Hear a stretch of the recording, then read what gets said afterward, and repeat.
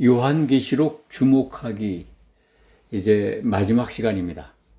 성경의 마지막 책, 또한 신약 성경의 마지막 책, 요한계시록의 마지막 장, 계시록 22장 18절에서 21절 말씀입니다.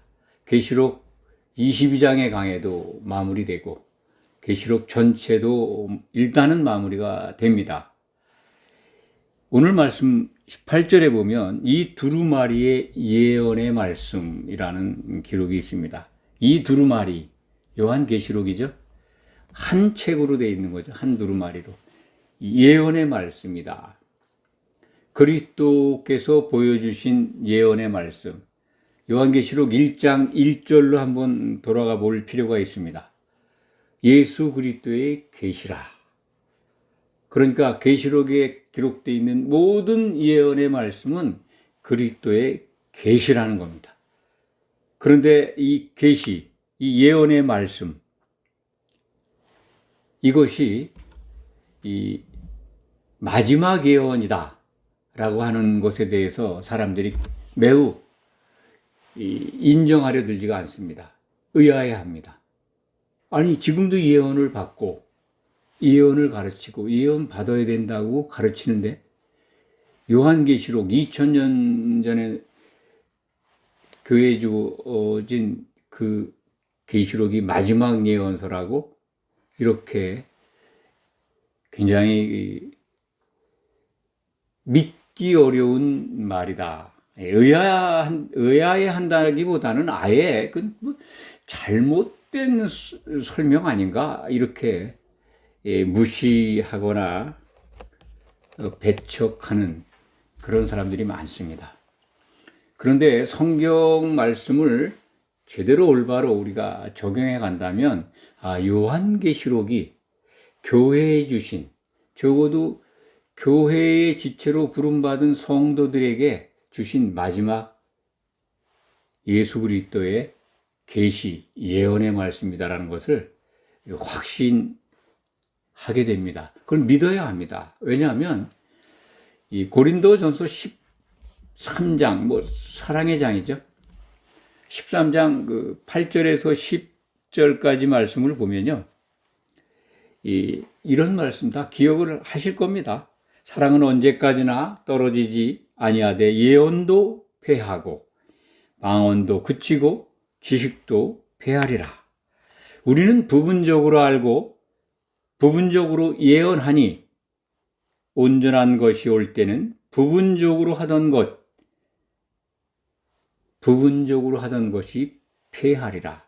온전한 것이 올 때에는, 우리 그러면 이제 사도죠.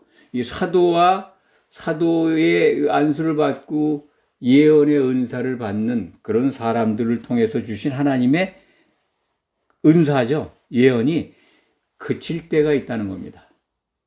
지금 여기 고린도전서 13장 8절에서 10절 말씀을 기억한다면 그때 사도 시대에 요한계시록이 주어지기 이전에는 이렇게 교회의 성도들에게 사도들을 통해서 성령을 통해서 은사가 내려왔습니다. 그래서 예언하는 자들이 교회에 있었습니다. 그런데 온전한 것이 올 때는 게 그친다라고 하는 성경의 말씀을 우리는 꼭 기억해야 합니다. 그럼 온전한 것이 언제냐? 온전한 것을 주님이 오시는 걸로, 예수님의 재림으로 이해합니다. 또 그렇게 가르쳐 왔고 상당 기간 동안 저도 그렇게 믿었었습니다. 그런데 이 온전한 것에 대해서 이 헬라 언어의 이 설명이, 힌트가 있습니다. 이 온전한 것이라는 이 언어가 헬라 말에는 이제 명사나 모든 그 단어에 성이 이렇게 붙어 있죠. 남성이다, 여성이다, 중성이다. 예수님이 오신다는 것이 온전한 것이라면 예수님이 남성이거든요. 그런데 이 온전한 것은 중성이에요. 온전한 것이 올 때는, 그럼 중성이 와야 오면 중성을 띤 언어에 표현된 무언가가 교회에 주어지면 그때가 온전한 곳이 오는 때입니다. 예수님이 오신 때는 아닙니다. 절대로. 그럼 온전한 것이 언제 왔느냐? 요한계시록 그 전체, 그 두루마리가 교회에 주어진 때가 온전한 것이 온 때입니다. 그러니까 지금부터 적어도 2000년 가까운 그런 때입니다. 사도 요한이 100세 가까이 사셨다고 하는데 이게 AD 주후 90년경에 기록된 거니까 2000년 가까이 되는 그때 교회에 온전한 곳이 주어져서 사도 바울이 우리에게 전해준 고린도전서 13장 8절에서 10절 말씀이 성취됐습니다. 우리는 부분적으로 예언하지만 온전한 곳이 올 때는 그런 것들이 예언도 패하고 방언도 그치고 지식도 패하리라. 다만 사랑만큼은 항상 떨어지지 않고 있을 것이다 라고 하는 말씀입니다. 그것이 지금도 이루어지고 있잖아요. 아가페 사랑은 교회에서 떨어질 수가 없습니다. 그건 성령을 통해서 공급을 하십니다. 하나님의 아가페 사랑을. 우리는 그걸 받아 먹어야 우리들이 서로 사랑할 수 있게 되는 거죠. 하나님의 사랑을 가지고. 우리에게는, 스스로에게는 아가페 사랑이 존재하지 않습니다. 받아야 합니다. 받아서 반사해야 합니다. 그것이 아가페 사랑입니다. 그것이 서로 사랑하게 되는 유일한 길입니다.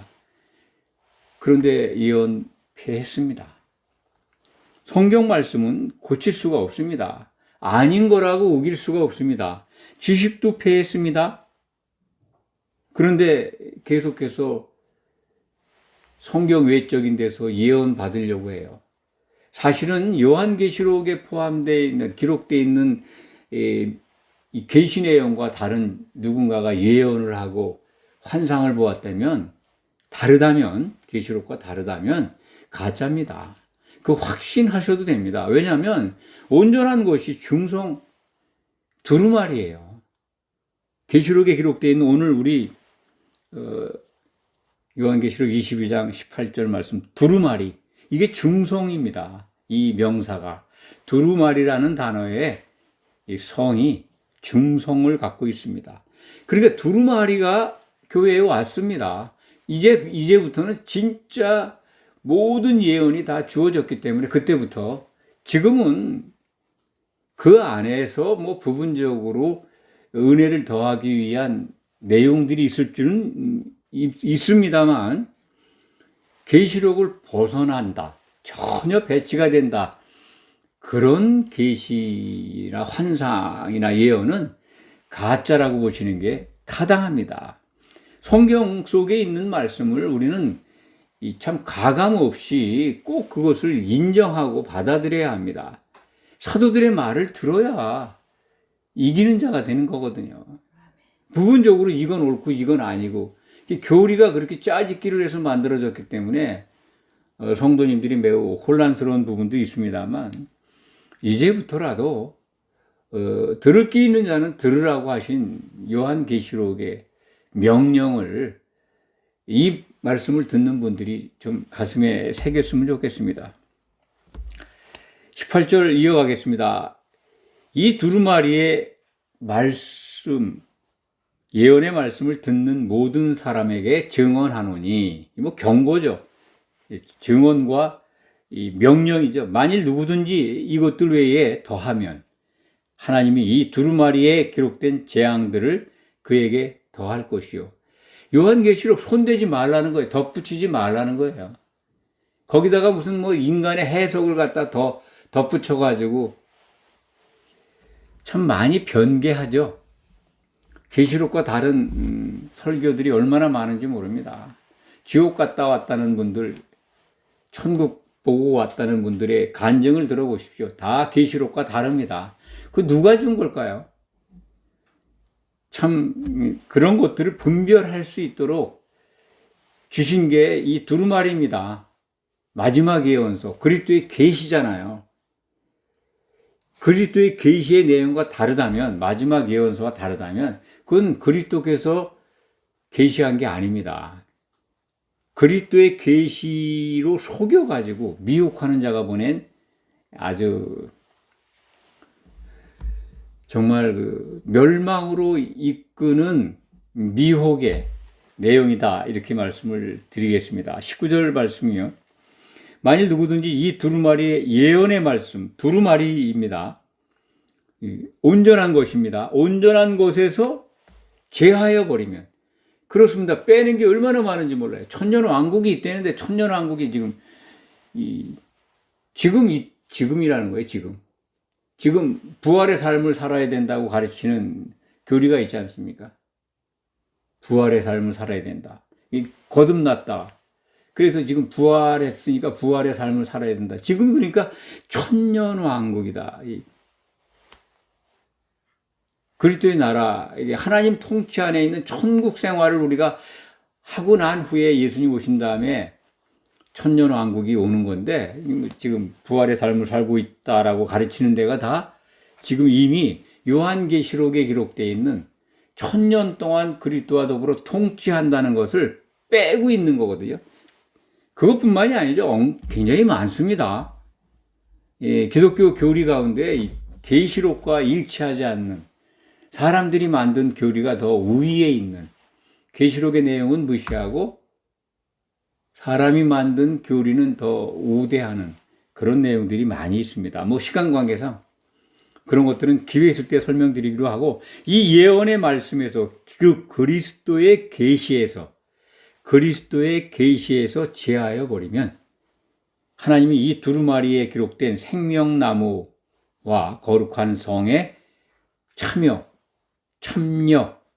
들어가는 것을 제하여 버린다는 거예요. 그러니까 거룩한 성에 못 들어가니까, 생명나무에도 접근도 안 되니까, 생명나무에 나아갈 길을 얻는 거는요, 생명책에 이름이 있어서 구원받는 백성들이죠. 백성들도 못 된다는 거예요. 이기는 자는커녕 생명책으로 구원받는 만국 백성도 안 된다는 거죠. 거기에 생명나무에 못 들어가고 거기에 이르지, 치료받는데도 참여하지 못하고 아예 그 성에 접근도 못한다. 어디 갈까요? 그럼 불못이죠. 마지막 순간에 지난 시간들에서 말씀드렸습니다. 새 예루살렘 밖은 다 불못입니다. 불못과 새 예루살렘만 남아 있습니다. 지금 우리가 보고 있는 하늘들과 땅, 쌍수의 하늘, 보이는 하늘과 보이지 않는 하늘, 그리고 이 전체 우주의 모든 것들이 다 사라져 버립니다. 남는 건 하나님의 하늘에서 내려오는 새 예루살렘, 그 도성의 재료가 이기는 자들이에요. 성도들이에요. 하나님의 놀라운 계획이 성취되는 겁니다. 우리는 참 쉽게 납득이 안 갑니다. 우리가 어떻게 어린 양의 신부가 되고 그분의 거처가 되고 하나님이 거하시는 예루살렘 성이 될까? 납득이 안 가죠. 그렇지만 하나님의 모든 약속의 말씀은 이루어집니다. 그걸 믿으시면 됩니다. 그런데 거기 못 들어간다는 거예요. 백성으로 들어가는 길도 있는데, 그러니까 이 거룩한 성에 참여하면서 제하해 버린다는 것은 불못에 던져진다. 세세무궁한 형벌의 감옥, 가장 인간이 가서는 안 되는 비극적 종말의 공간, 그걸로 가버리게 된다는 겁니다. 20절 말씀을 보겠습니다. 이것들을 증언하신 이가 이르시되 내가 진실로 속히 오리라. 속히 오신다는 거예요. 속히 오신다는 말씀을 우리가 여러 군데서 우리가 전목을 살펴본, 전목이라는 게 아니라 이 성경 속에서 찾아볼 수가 있죠. 요한계시록 속에서만 한번 찾아볼까요? 계시록 1장 7절에 볼지어다 그가 구름을 타고 속히 오시리라. 계시록 1장 10절에 주의 날, 재림날이죠.